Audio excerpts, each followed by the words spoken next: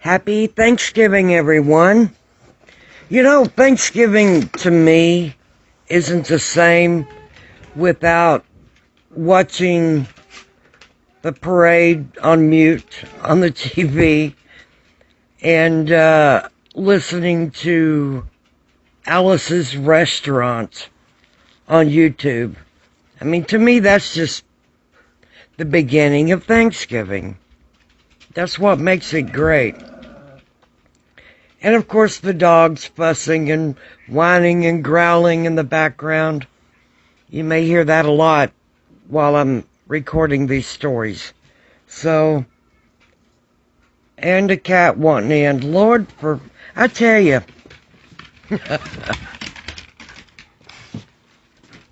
These guys are keeping me hopping. Okay. Now, instead of telling you spooky stories or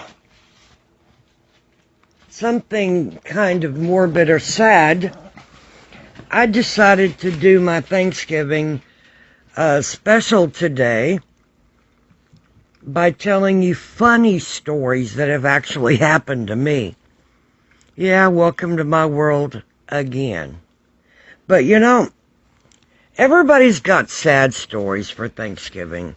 I mean, people eat too much, they have heart attacks, they get in fights and fall and hurt themselves, and, you know, or they have too much wine or beer or whatever they're drinking and say things to a family member and get kicked out, and then after that, they're cut from the family.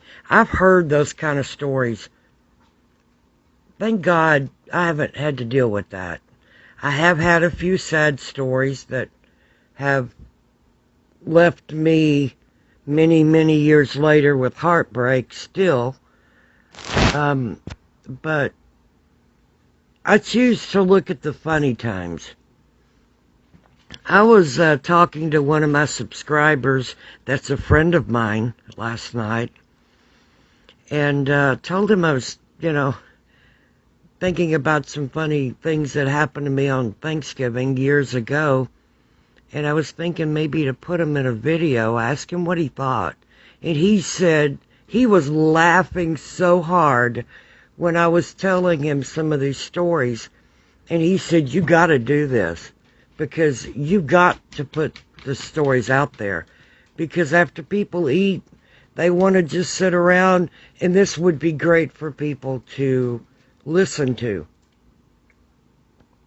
He said, this is hysterical, this is funny stuff. These are dedicated to Raphael. This is for him. Okay, the first story is, I was about 19. I was working night shift at a trauma center. And there was a girl that worked with me as our unit clerk. And she invited me to her parents' house for Thanksgiving, because I had to work the night before and the night after. And I really wasn't going to be able to get any sleep and fly all the way to Dallas to see my parents for the day, to eat, and then fly back. So I didn't take off. I went ahead and worked it, because Thanksgiving's always busy for us. So I went ahead and went to her parents' house. Now her dad was an attorney, and I can't remember what her mom did, but they had a brand new home that was out in a housing area where they were building new homes. There was some construction going on further down the street. And I remember thinking, I'd been there once before, and I thought, I want to make a good impression. I want to, use the right fork, use the right glass. I don't want to do anything to embarrass myself. And so I really was doing everything I could to be proper. and not do anything to embarrass myself. So I even wore a skirt, which I rarely wore dresses or skirts, but I did. I had a nice blouse and skirt and pearl necklace and had my hair up and the whole 9 yards. It was, I was proud of myself. I looked like a fine young lady. And I was minding my P's and Q's and being careful. The meal was wonderful. Afterwards, we went into the kitchen and offered to help with the dishes, and we helped a little bit, but her mother ran us out of the kitchen and, go on, I've got this, I'm loading the dishwasher type thing. So we helped her put a few things up, and then she rushed us away. So we went into my girlfriend's room for a few hours, maybe a couple, hung out. Her dad was sitting on the recliner watching a football game, and my girlfriend that I work with, my coworker, changed clothes, and we were supposed to go to a employee party after, that evening. Late afternoon, early evening. And we kind of had to hurry because she'd take me home so I could change clothes and get in like jeans and regular clothes. And then we were going to go to the party and only going to be able to be there for a couple hours before going to work. So we go in to say goodbye to her dad. And I thanked him again, told him he had a beautiful house, and I appreciated them inviting me over for Thanksgiving, and I said my thank yous and appreciated their hospitality. And then we turned and walked away. And we were almost to the door, leaving the back of the den, going onto the back porch, whenever he called my coworker back in. And so I turned and started walking with her, and he said, no, I just want to talk to my daughter. Could you wait outside?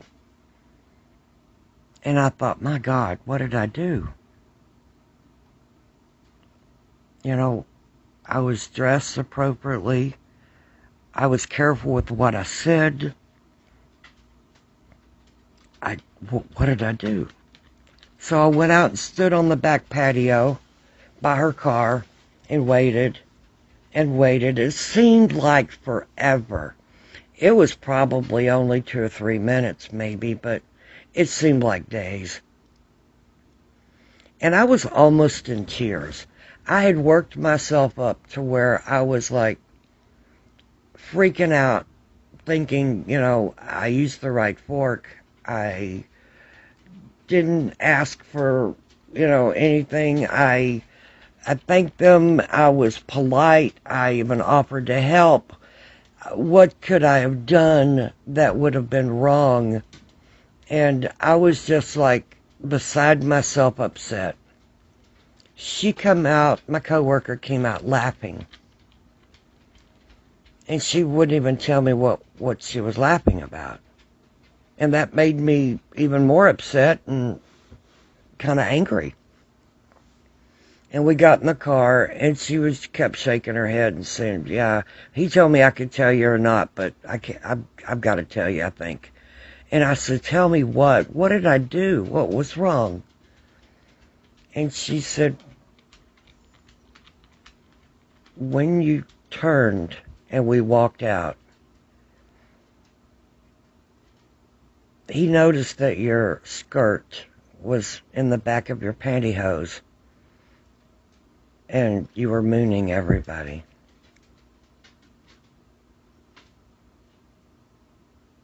Thank God it was just him. But still, I mooned my host. Needless to say, they invited me back, and I could not go back. I was mortified. I could not go back there. But unless you've been invited over to a formal type setting and trying to impress your host. And mind your P's and Q's. Use the right fork, the right glass. Say the right things. And be perfect. And then you end up mooning your host. You've not lived.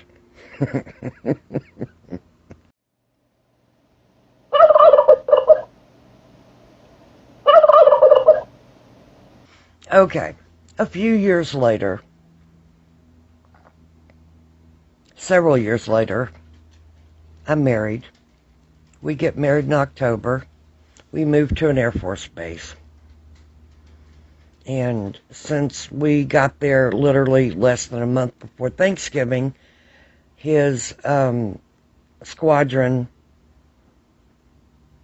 it was kind of a tradition. They give you turkey and all the trimmings to cook. They provide it as a welcome to the squadron thing. So they show up, bring all this stuff.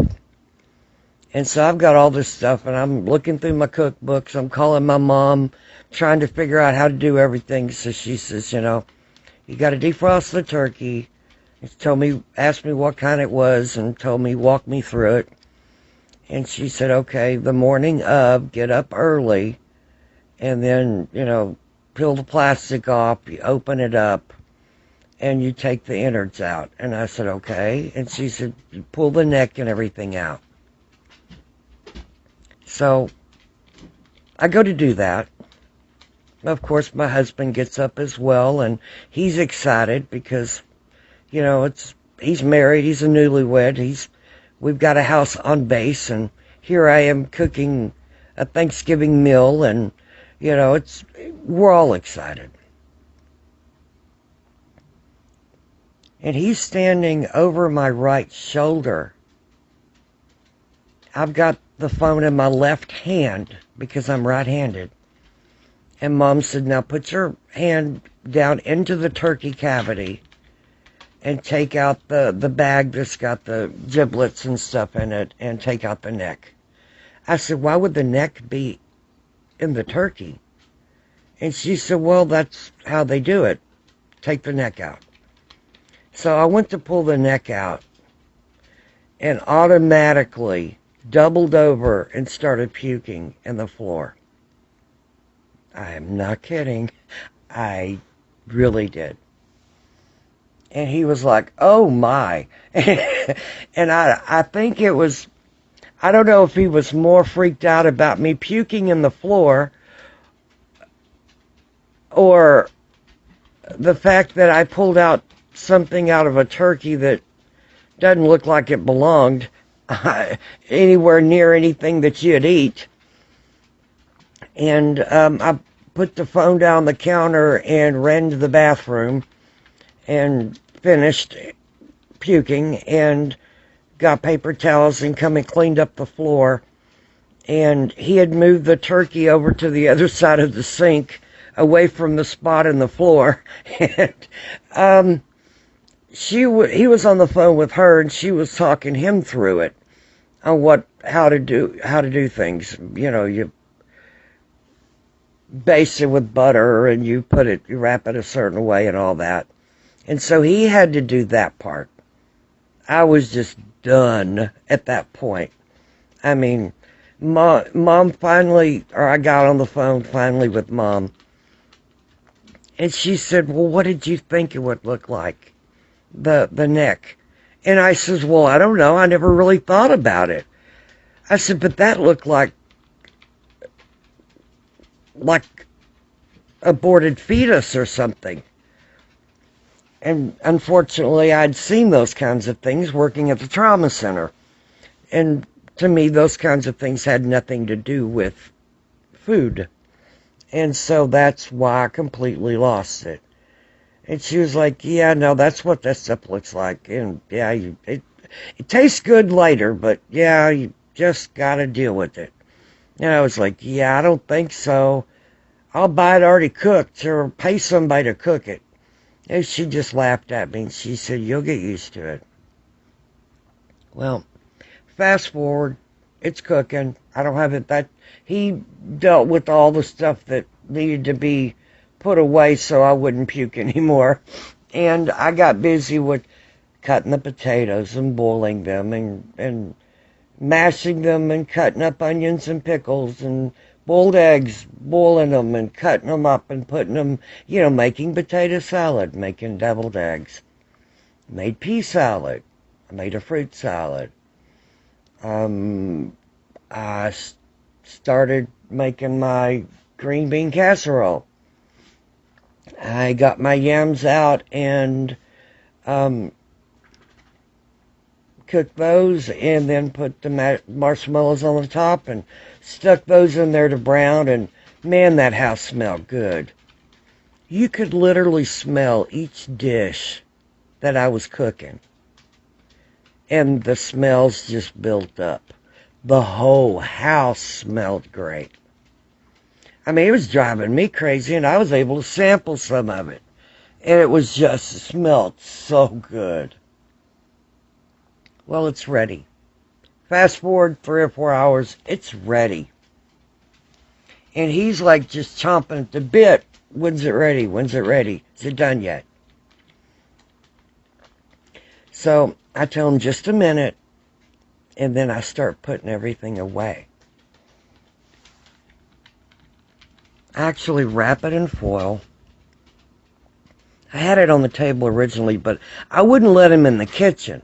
Once things started getting ready and the rolls started cooking, I made him stay out of the kitchen. He couldn't see any of it. It was going to be a surprise. So that anticipation was incredible. I mean, it was just killing him. So I wrapped everything in foil. I put it in the oven. I set some dishes in the microwave. The dishwasher, anything at all, up in the cabinets, anything at all to get it out of eye view where you couldn't see it. Then I blindfolded him. Yes, I actually have a blindfold. I have eye mask things that I've always had because I worked nights and needed to block the light during the day. So I blindfolded him. I told him, "Do not look." He said, "Okay." So I came in, I let him in the kitchen, set him at the dining room table, and told him, "Just sit there a minute." And then I reached up into the box in the closet above the washer and dryer there in the dining room where we had MREs. Yes, I actually opened an MRE. And he didn't know what I was doing because I was talking to him the whole time, so he couldn't hear me open the package or whatever. And he wouldn't have even figured I'd do something like that anyway because there was food there. But on his plate, I set the MREs in various positions on his plate. And then I said, "Okay, now you can take your blindfold off." He pulls off the blindfold, looks at the table. No food. There's nothing there. Then he looks at his plate in front of him and he goes, "Oh, hell no." And then I swear I laughed so hard. He did too, and then he said, "Now get the food out here." So yes, that is a way to really mess with someone's mind. I mean, it's like short-sheeting their mind. But the look on his face was priceless. I've never seen, well, other than our wedding night, I've not seen that look on his face since then. But that was pretty good.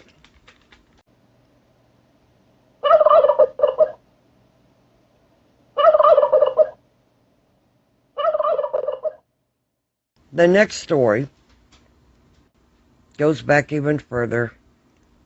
I'm a senior in high school. It's Thanksgiving,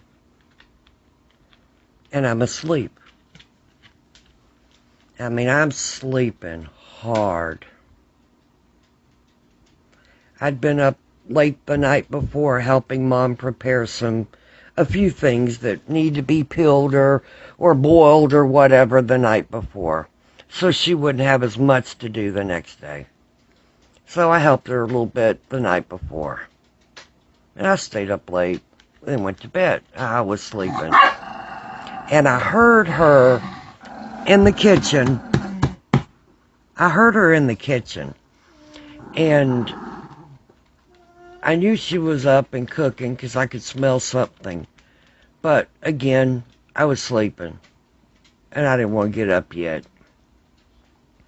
And all of a sudden, she opens the door. And she said, "You might want to get up. Look outside. There's a turkey in the yard." And I thought, wait a minute, I'm dreaming this. It's Thanksgiving and I'm hearing her cook food in the kitchen and in my subconscious because I'm asleep and it's playing as part of my dream. This is just weird. And so I rolled over and kind of tried to block it. Maybe go into another dream or something. A few months later, I guess, she opened the door again and said, "Your daddy's out there chasing a turkey in the yard." And I turned and looked at her and realized that I was awake and she really said that. And I said, "Well,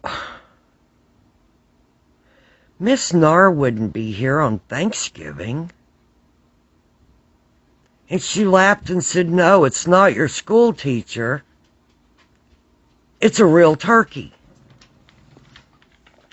Now see, I was in a work program the last part of my senior year to where I worked and got credit for going to school half a day. And at any time, my school teacher that was over that vocational work program could come to my house. And she did. Weekends, it didn't matter. Evenings, she'd be there. And she'd want to know how was work. She'd want to see my bank statement to make sure I was putting so much money a month out of my paychecks in the bank.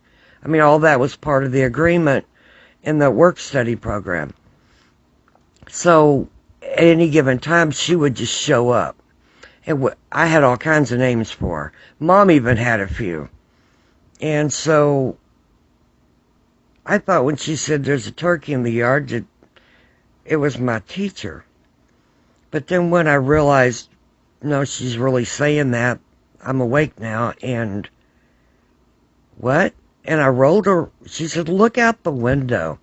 So I looked out the window, and sure enough, my dad was out in the yard chasing a live turkey. And I just said, this is too good. This was funny. I mean, better than a dream. So I quickly got dressed, ran out there, asked my dad, "What in the world, where did this come from?" He says, "I don't know. It just came up in the yard and I'm trying to catch it." And I said, "What are you going to do with it?" He said, "I'm not sure," but I said, "All right then." So it starts taking off towards the bank. And so I go in and get on the phone and I call my mom's best friend, Della. She's like my second mom. And she's got two daughters. One, I think, a year younger than me and another one a year or two younger than her. And I call them and say, "Hey, there's a real turkey. I'm going to try to head it towards your house. Will you help me try to catch it?" And they thought it was funny, so they said, "Sure, we're game." So I chased this turkey through town. And I can't, it seems like I drove my car and like herded it, if that makes any sense, about 7 blocks to where I got in their neighborhood. And then I got out and then ran and found it. And then, you know, they were looking, they'd walked towards my direction, and so we met up and we found the turkey, and then we chased it through several yards, even into their backyard, and then it got away from us. and it got into the yard right on the other side of them. And I guess it was just tired at that point. And I know we were. And we kind of treed it in a corner between these two fences. And I had them go and get my sister's windbreaker out of the car. It was in the back seat. I said, go bring me that windbreaker. We'll put it around the turkey and it won't be able to fly away and we can pick it up. And they thought, yeah, okay, we're game. So they went and got the windbreaker. We wrapped it around the turkey. And got in the car. And then we went by and told Della that we were going to go to Denton, or we're going to go ride around a little bit, show the turkey off. She said, you kids have fun. And we're going to go to Denton and pick up some people to come eat. And she said, okay. Because my mom and dad had this thing where Thanksgiving, well, anytime, anybody's welcome to come eat supper or come eat.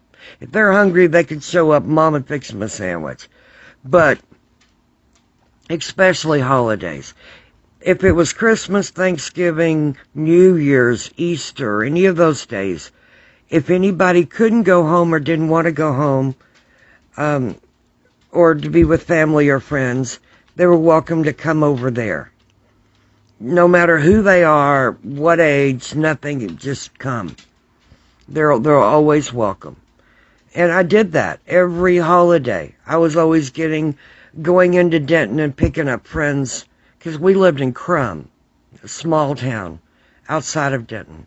And so I was always going into Denton and picking up people I knew that, wanted to come out and hang out and eat. And they'd come out, would eat and then just hang out in the yard. We had a great time. Well, I went into Denton. I have Tracy and Lisa in the back seat with the turkey. A real turkey with a windbreaker on. And I go into Denton to pick up my girlfriend that was supposed to come back and eat with us. And she's just freaking out. She's thinking that's just the coolest thing ever, to have a real turkey on Thanksgiving in the car with you.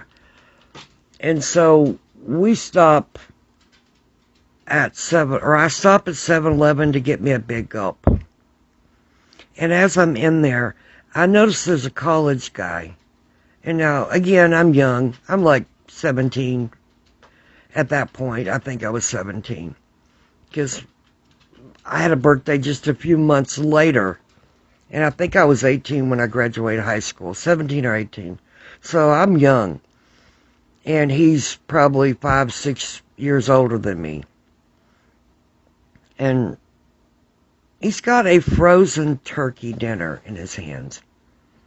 And he's walking over the microwave. And I walked up and just stopped him. And I looked at him and I said, are you going to eat this for Thanksgiving dinner? And he said, yeah. And I said, you want some real turkey? You want some good food? Like home-cooked good food? And he said, yeah, that would be cool. But this is all I've got. And I said, no, put that back. I'm going to kidnap you. And he laughed and he said, okay. He was game. So he went and put the frozen dinner back. I paid for my Big Gulp. I said, and on the way to the car, I said, I hope you're not a vegetarian, but I guess you're not. I said, because we got a turkey in the car. He said, that's cool. I like turkey. So he goes to the car, opens the door, and he sees these two girls in the back. One of them's holding a turkey, and sees a girl up front with me. And he just looks at me like, what the hell? And so they move over, they move the turkey over, he gets in beside them, and they're packed back there. There's like 3 people and a turkey. I mean, this is like a big turkey, too. This isn't like a hen-sized turkey. I mean, nothing the size of a chicken. This is like a chicken on steroids times 2 type thing. This is big. Not huge but big. Anyway, it takes up somebody's lap completely and then some. So the girls adjust themselves. The college guy gets in.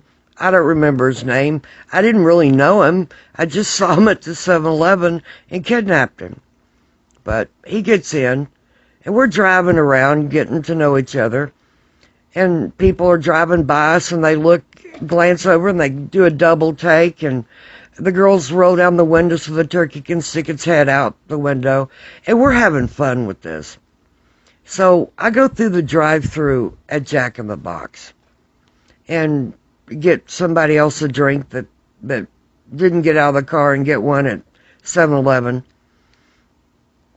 And at the call box, actually at that time I think it was actually a Jack in the Box you talked to. It looked like a Jack in the Box with the speaker.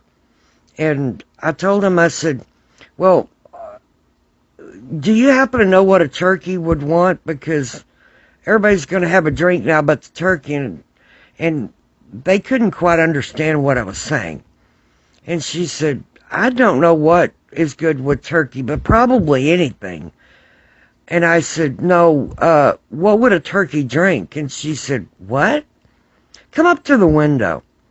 So I came up to the window so she could understand me better. She looked back and saw the turkey sticking its head out the window. And she started laughing and clapping and asking the other coworkers to come out and come to the window and look. And then a couple people that were in the dining room came up and started sticking their head up to the window so they could see out. And they were laughing and just cheering, and they just thought it was the coolest thing. And this turkey didn't know what to think. I mean, think about it. It's a wild bird. It was chased across town by a bunch of kids, wrapped up in a jacket and taken for a joyride, and then talked to. And this turkey doesn't know what to think of any of this. So we get our drinks. We start back to Crumb. And right outside of town, I pull over. And I opened the back door. And I said, okay, let it out. And I undid the jacket. And I said, go free. Fly away. Enjoy your life. You were fun. I appreciate your time with us. I said, just bye, Mr. Turkey. And it was making the weirdest noise. Turned its head looking at us, kind of cockeyed like, what the hell was that? And it took off running, and I swear to God, if there was turkey speeds in running, that turkey would have won. Would have won a gold medal. So, these are my funny turkey stories, or Thanksgiving stories. 1, I mooned my host. 2nd, I puked on the floor preparing my turkey and ended up I gave my husband MREs to eat. He went, oh, hell no. And then the real food came out. And then I went joyriding with a real live turkey. So if you have any funny stories to tell, put them below in the comments section.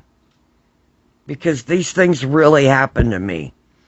And there are still people alive that could verify them. Some of the people involved are no longer with us, but some are. But, yeah, really happened. So, when I think about the sadness, the people that I miss that are no longer with us,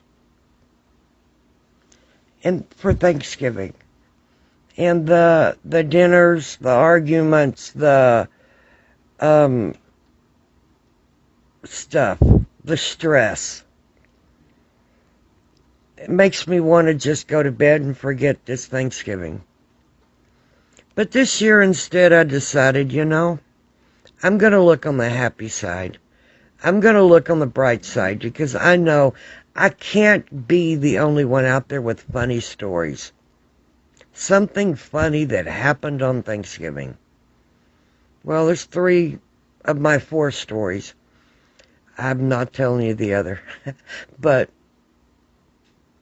unless you've mooned your host, went joyriding with a real turkey on Thanksgiving, or giving your husband MREs after puking in the floor, then you've not had Thanksgiving with me.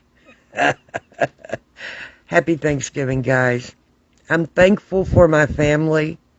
I'm thankful for my new grandbaby. I'm thankful that I have friends that are my neighbors that help me and are there for me when I need somebody. And I'm thankful to have my channel where I can tell my stories and know that they're not going to die with me. And I'm thankful for you, the subscribers, for listening and giving me a chance to tell my stories. I hope these today has put a smile on your face. Y'all be careful. Stay warm. Happy Turkey Day.